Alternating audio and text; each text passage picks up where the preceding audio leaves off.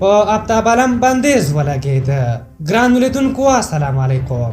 د افغانستان کرکټ ملي لوبډلې تیز توپ اچوونکي افتابالم د یو کال لپاره په نړیوال او کورني کرکټ څخه کېنول شو.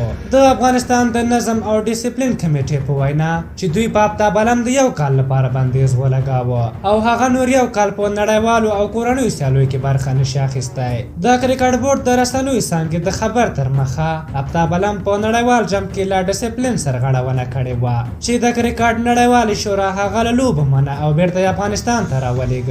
خو له نورو څېړنو وروسته د کرکټ نړیوالې شورا افتابالم مجرم ثابت کړ او د هغوی شواهدو په بنیاد د افغانستان د نظم او ډیسپلین کمیټې په افتابالم باندې د یو کال لپاره بندیز ولګاوه. د نظم او ډیسپلین کمیټې مسؤلین وایي چې افتابالم د یو کال لپاره په نړیوالو او کورنیو سیالیو کې برخه نشي اخیستی او همداراز کرکټ بورډ ورسره د یو کال لپاره قرارداد هم ختم کړی دی، یعنی یو کال به دوی له کرکټ بورډ امتیازات نه اخلي. د یادونې وړ ده چې افتابالم د نړیوال جام په ترڅ کې له ډیسپلین سرغړونه کړې وه چې بیرته افغانستان ته رالیږل شوی و. که څه هم کرکټ بورډ په دې اړه څه نه وو ویلي چې افتابالم څه سرغړونه کړې وه، خو د کرکټ مشهورې ویبپاڼې کرکټنپو د یو راپور تر مخه په افتابالم په انګلستان کې د یوې نجلۍ دعوا کړې وه چې هغې ته یې لاس اچولی دی. د کرکټنپو یاد خبر په خپله افتابالم هم د خپلې رسمي فیسبوک پاڼې څخه رد کړ او ویې ویل چې هیڅ داسې کار یې نه دی کړی او دا د ده پر ضد یو منفي پروپاګنډه چې د ده بدنامول غواړي.